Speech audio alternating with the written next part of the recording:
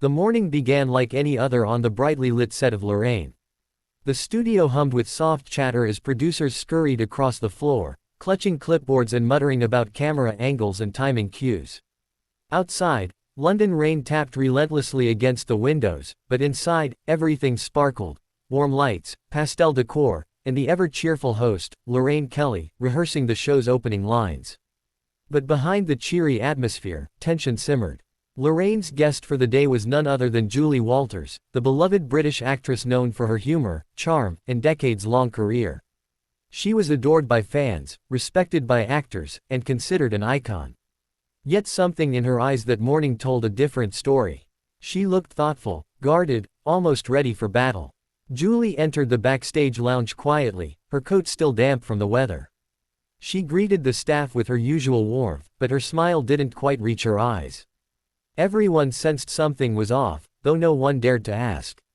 The producers whispered among themselves. Is she upset about the script? I heard she wants to address something serious today. No, Lorraine's got some surprise questions lined up. Maybe Julie found out. Whatever the cause, tension grew thicker by the minute. At precisely 9:12 a.m., the assistant director signaled Julie to move toward the set. Lorraine, already seated on her iconic pink sofa, flashed her trademark smile. Cameras rolled, music faded, and the segment began. "Welcome back. We have a national treasure with us today," Lorraine said brightly. The one and only Julie Walters.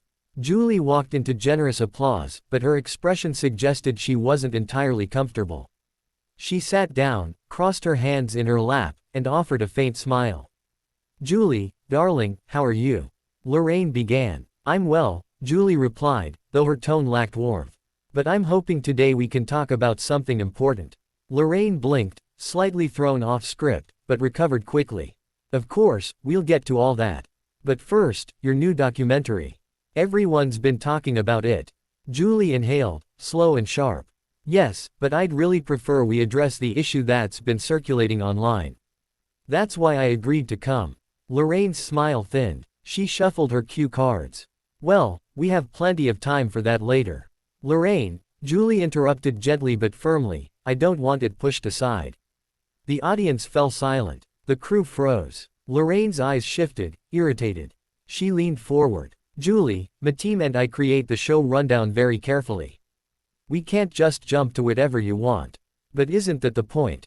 Julie countered. "Honest conversation, transparency. Or is it only honesty when it fits your plan?" A soft gasp rippled through the studio. Lorraine's face flushed a shade darker. She wasn't used to being challenged, certainly not live on air. "Julie, please," she said, controlling her tone. "This is a friendly show. Let's not turn it into something else." "I'm not here for friendly," Julie replied. "I'm here because what happened last week was unfair, and people deserve the truth."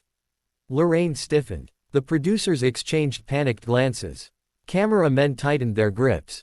Everything suddenly felt too fragile, too breakable. "What exactly are you suggesting?" Lorraine asked, her voice ice cold.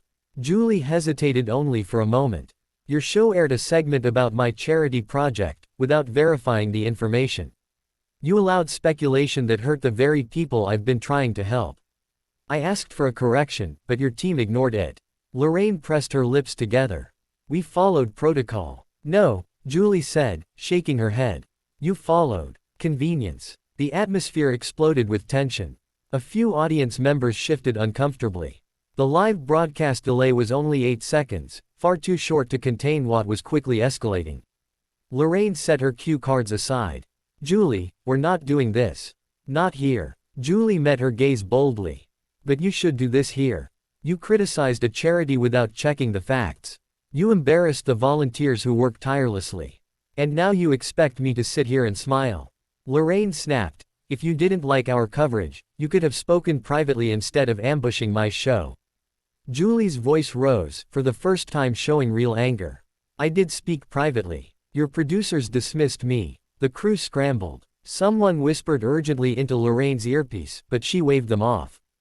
"Julie, I won't be lectured on my own program," Lorraine declared sharply.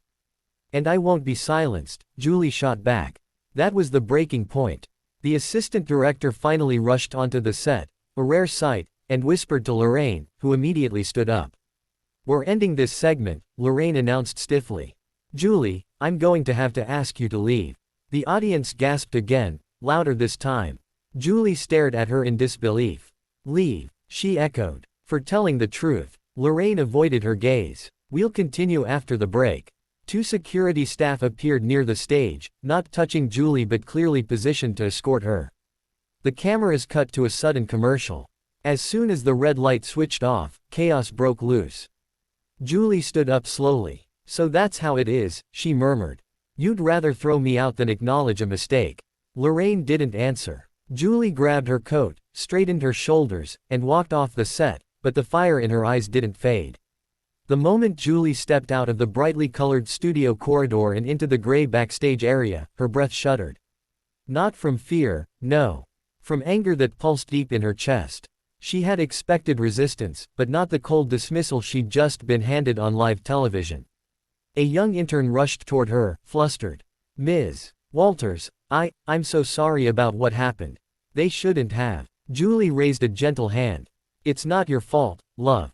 You just work here." But the girl's eyes were wet, embarrassed to have witnessed such hostility toward a national icon. Julie placed a comforting hand on her shoulder before walking toward the exit. As she pushed open the door leading outside, the air hit her, cool, fresh, grounding. She closed her eyes for a moment, letting the rain settle her nerves. Julie pulled out her phone. There were dozens of missed calls already, from her manager, reporters, charity staff. Word had spread fast. Clips were already leaking online. She sighed. This is only going to get worse. Meanwhile, inside the studio, chaos brewed. Lorraine paced furiously around her dressing room. How dare she come on my show and accuse us like that? We follow protocol. We always do. But even as she spoke, her voice trembled. She knew the controversy surrounding the charity segment hadn't been handled perfectly. But to admit that, especially now, felt like surrendering her control. Her producer, Martin, knocked softly before entering. "Lorraine, we need to release a statement. The clip of you asking her to leave is everywhere." "Let them talk," Lorraine snapped. "It'll blow over." "Not this time," Martin replied carefully. "Julie Walters is, well, she's Julie Walters. People love her. And the public doesn't like seeing beloved figures treated unfairly." Lorraine sat heavily on the sofa, rubbing her temples. "She blindsided me." Martin hesitated. "She said she reached out privately." "Yes, well," Lorraine muttered, looking away. "I didn't see her message until yesterday." Martin stared at her, disappointed. This could have been avoided. "Don't lecture me too," Lorraine snapped. Martin took a slow breath. "We need to fix this. The network is worried." Lorraine swallowed. She hated feeling cornered. But there was no denying it now, this was spiraling. Later that afternoon, Julie returned to her modest London flat, exhausted. She hadn't even removed her coat before her phone rang again. It was her manager, Linda. "Julie, darling, are you watching the news? You're trending #1 everywhere." "I'm not surprised," Julie said with a weary sigh. "They threw me out, Linda. On live television. I know. And the public is furious.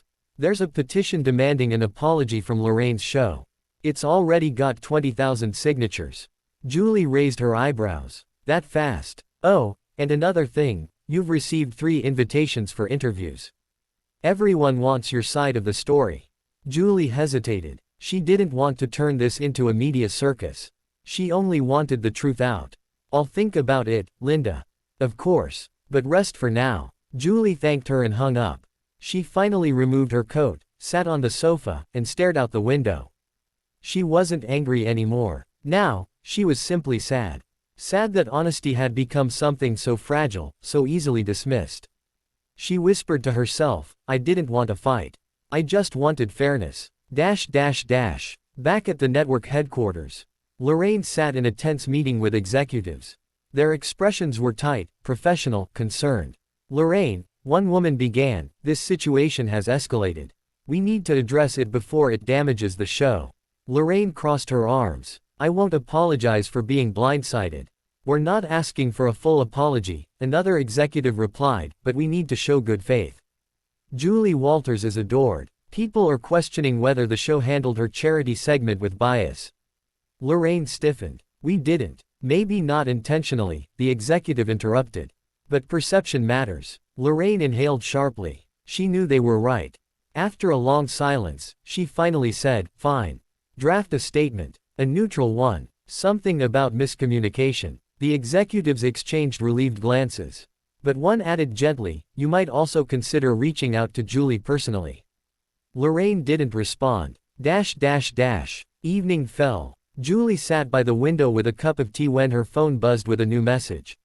From Lorraine. She froze. Hesitant, she opened it. Greater than Julie. "I've just finished speaking with the network. I would like to talk. Not on air. Not publicly. Just us. If you're willing. Lorraine." Julie read the message twice. After the day's chaos, the sharp words, the humiliation, Lorraine wanted to talk privately. Julie leaned back, processing. Perhaps this was the first step toward something better. But she wasn't sure whether she should accept. After a long pause, she placed her phone on the table, untouched. The night grew darker, the city lights flickering outside, as one question echoed quietly in Julie's mind. Was Lorraine reaching out to make peace, or to protect herself?